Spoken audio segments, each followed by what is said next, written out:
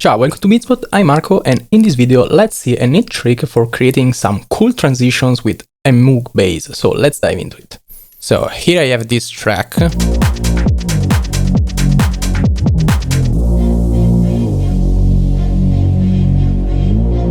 So the Moog sounds quite off in the build-up, in the bridge, call it whatever it is, and I proceeded with doing this.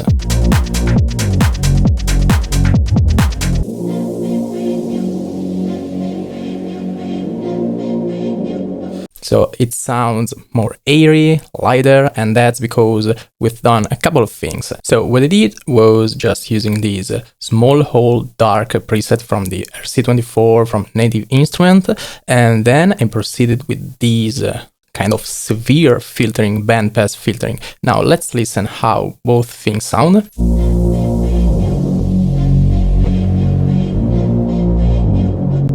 So there's rumble, there's some high-end, like mid-range high-end that I don't like, so it sounds like this with the filter.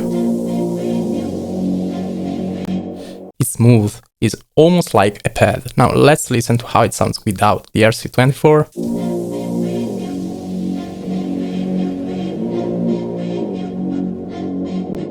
So it's more defined without the reverb. The reverb helps like making it everything like blurred out. So the two things combined help achieve this result. So this is it for this video. Hope you enjoyed it and see you in the next one.